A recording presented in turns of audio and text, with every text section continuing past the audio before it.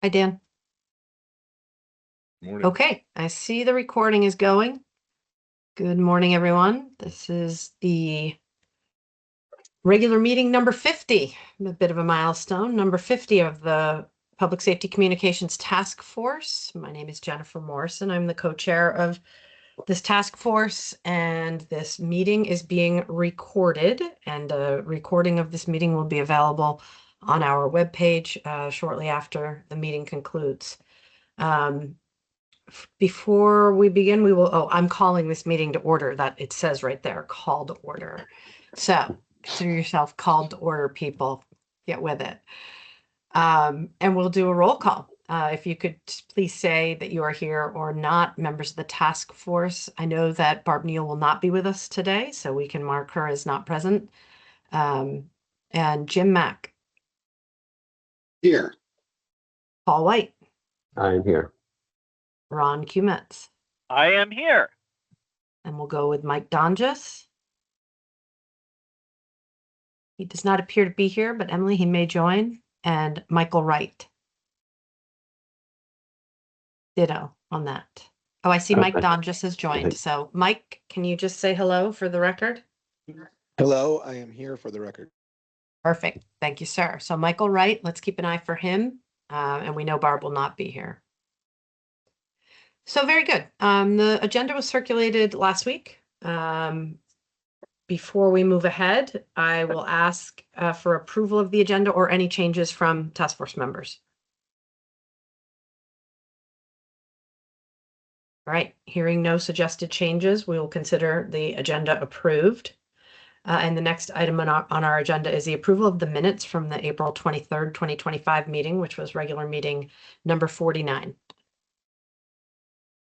Is there any discussion about the minutes? If not, I would entertain a motion to accept them. I'll make that motion. Make a motion. Seconded. All right, Ron has made the motion and Jim has seconded the motion. Is there any discussion? Hearing none, all those in favor of accepting the minutes from April 23rd, raise your hand or say yes or yay or in the affirmative. Very good. Excellent. Aye. Ron, are you a yes? Yep. Good. I am a yes. Mike D?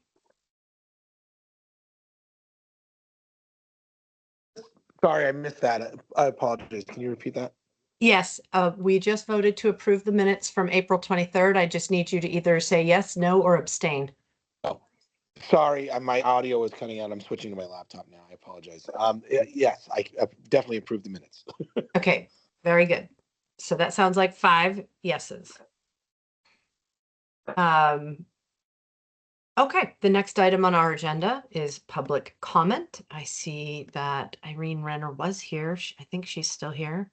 And hold on, is there a second page of people? Yes. Yes. On my screen, I see 12 people. And the only member of the public that I've identified is Senator Renner. So Yeah, 12 is correct. Okay. Ma'am, did you want to offer public comment? I'd like to just mention that one of my priorities for this group would be mapping the cellular dead zones across the state.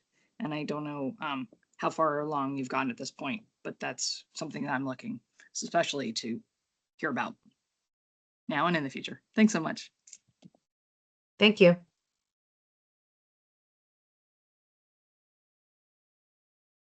Okay, are there any other members of the public who would wish to offer public comment at this time?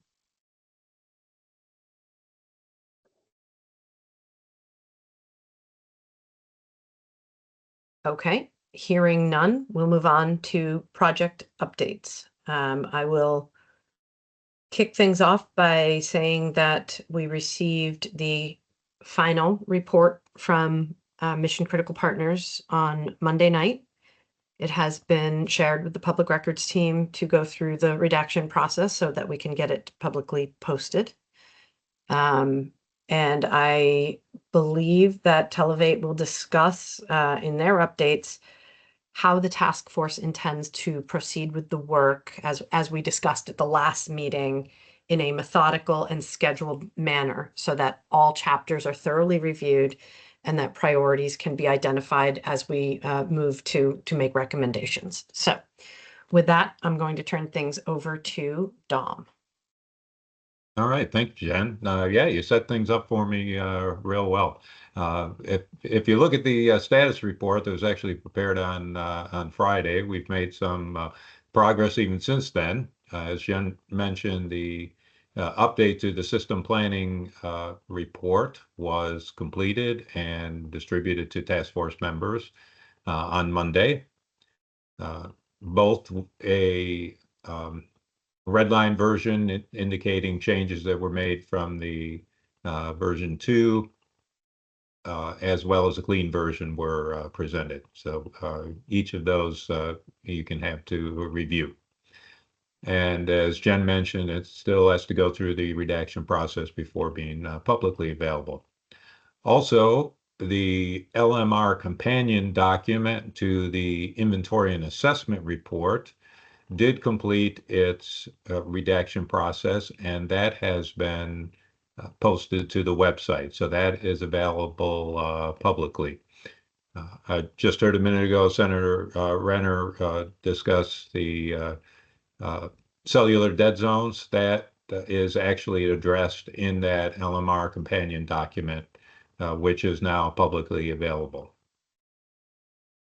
Also, as Jen mentioned, at the last meeting, we discussed the potential process for reviewing the system planning document and performing a thorough review by the task force. Obviously, there is a lot of detailed and useful information in the system planning document in various areas, and MCP has provided options for implementation to address the key requirements that were identified. But those are, of course, MCP's options and recommendations. We need to determine what the task force recommendations are, and that is the process that we're suggesting proceeding through over the next several months. We did talk about this, mentioned at last meeting, and we did receive some feedback. Televate is working on putting together an updated PowerPoint which would step through this process. I'd like to talk a little bit about that here today, and then get some additional feedback, and then we can provide that to the task force members for a detailed review. It was recommended that we address the system planning document in the specific sections that focus on specific areas of interest. And those, I'll go through each of those. Section 3.1 of the document addresses organic and inorganic approaches to regionalization.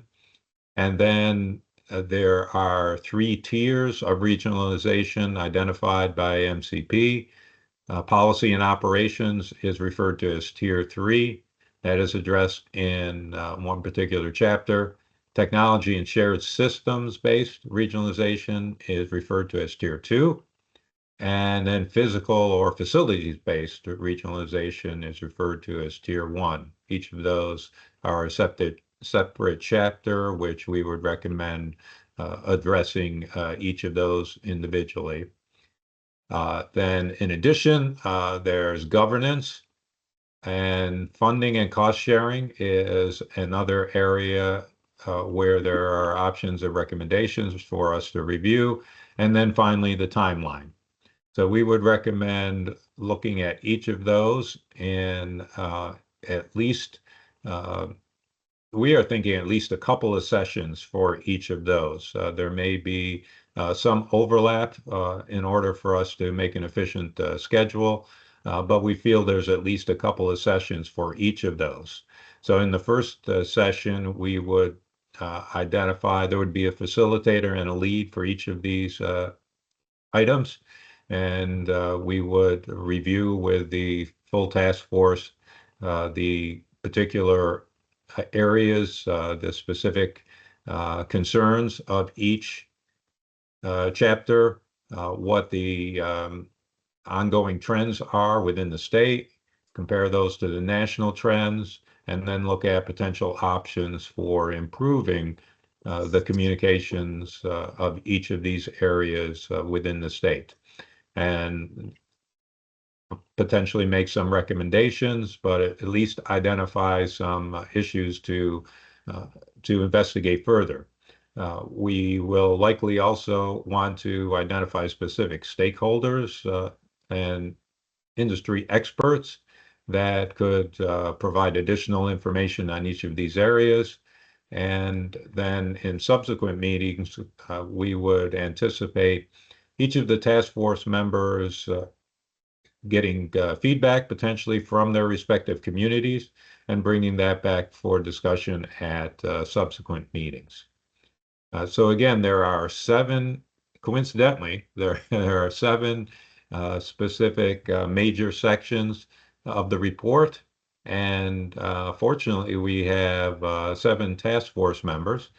So it's recommended that we identify an owner or a lead, if you will, for each of those areas, with also some supporting task force members to help lead and focus the discussion on each of those.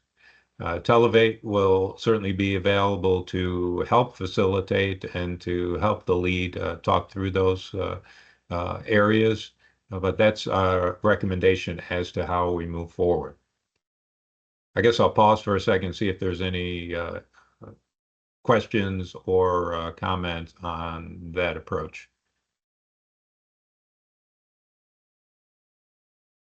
I have no comment. I have to step away for about 90 seconds. I'll be right back, so talk amongst yourselves. All right, thank you. I'm raising my hand, but you can't see it. Sorry. Tom, I like the idea of splitting the tasks and for us leading each one of them. Is there a need for us to like maybe get to a point and then cross and then have somebody else so that it's not a biased process, or are we beyond where bias would affect the process? Well, in my opinion, and certainly interested in others, I think if we facilitate these at the task force discussion, I think all will have the opportunity to provide their input in each specific area. So I don't have concern over bias at that point. Great, thank you. I heard the tail end of it, but I didn't hear the question that prompted it. But it reminds me, and we should put this on our to-do list, that as we firm up this schedule of which portions we're discussing at which meetings, that we publicize that through the channels that we've been publicizing, town halls and public listening sessions, not necessarily Front Porch Forum, but getting it out to police, fire, EMS, dispatch communicators, local officials, the legislature, etc., so that folks just, if they're leaning into the process, that they know when we're talking about which sections. I think that would be a good way to ensure that if people are interested, they've participated at this stage of the game. Great, I agree. I think that makes perfect sense.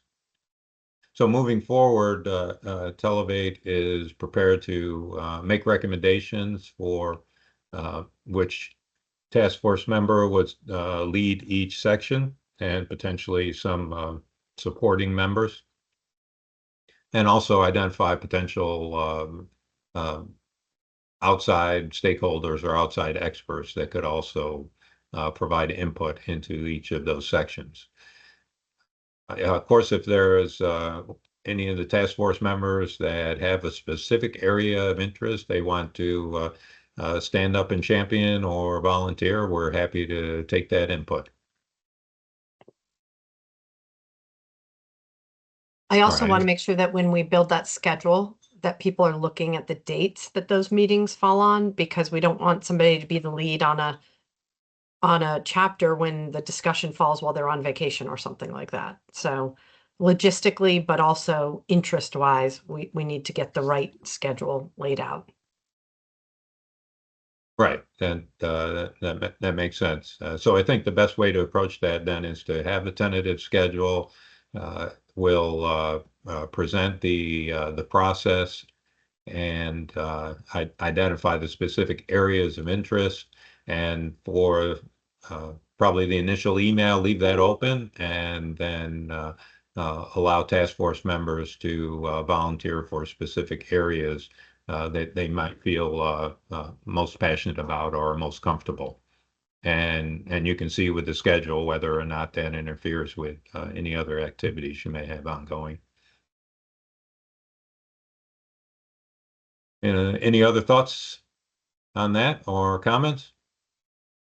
I'm sorry, I don't mean to make you be repetitive, but you'd mentioned the coincidence between 7 task force members in 7 areas. Can you, I mean, Yes. there are the 3 tiers, then there's the governance and then the funding. What were the other 2 areas that were? The initial one just discusses the overall regionalization process and discusses the approaches between organic and inorganic. That was Okay, one. so And sort of what has already taken place, yeah, and then the Okay. other one, was timeline. the timeline. Okay, thank you. And Paul, our thinking behind, proposing this strategy is that while we have 7 categories, we have 7 task force members. Each task force member could take a lead on a given section, and then 2 task force members could be part of that team along with, whatever stakeholders we invite. So for each of the categories, we may want representatives from the PSAPs and the 911 centers, or from public safety organizations, from council, city and towns, town managers, and variety of different other stakeholders that could contribute to the overall review and recommendation process.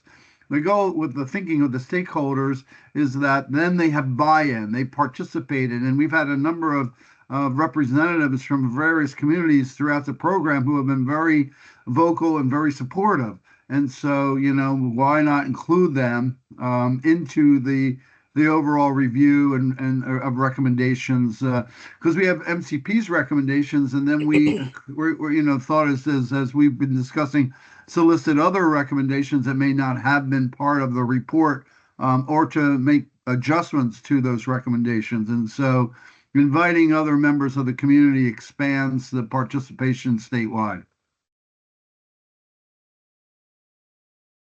Okay, great. Thank you, Televate. Phil or Jason, do you have updates to add from Mission Critical Partners? So, ma'am, just that we're happy to be able to provide that final report to you.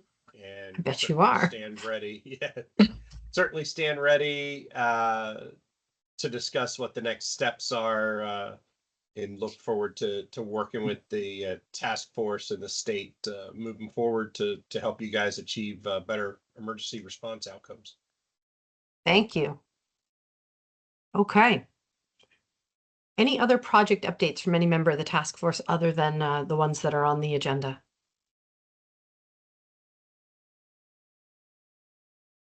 Okay. The next item on the agenda is executive session. I am unaware of any need for executive session. Does anyone know of a need for executive session? Okay, hearing none, we'll skip to new business. Under new business, I don't have any new business items. What about others?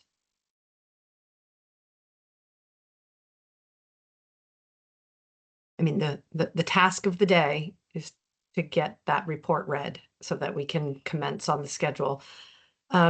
This, I guess, is new business. We could have covered it in updates, but so Dom, is it your intention to circulate a draft schedule and assignments for each task force member so that they'll have an opportunity to either say, no, don't pick me for that topic, or, I'm going to be out of state or out of country during that time frame, so shift me with someone. Is that the plan? Yes, we have a draft prepared, and we can circulate that. I guess the question is, should we suggest task force members for each of the different areas, or should we leave that open initially for volunteers or those to present? Nah, their there's nothing preferred- there's nothing better than being voluntold. I think, I mean, really. Okay.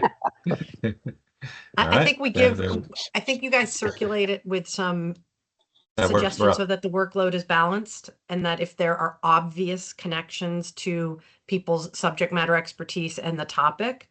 But beyond that, let's give people, start with something and people can say, please take me off that one, or I just won't be available that week. That I think that'll be easier to do it that That's way. great. We can do that. Yeah, I like that too. Okay, so the next item on our agenda obviously is to confirm the new meeting date and adjourn. I just want to make sure that, you know, I say one more time before we come back in 2 weeks' time that we're plunging into the nitty gritty. We've got to refresh ourselves, read the whole new draft, refresh yourself on the other documents, the companion documents that are now redacted and online. And the inventory report, if you want to torture yourself, go ahead and refresh yourself on that. But we need to be ready to dive into the meat of this work.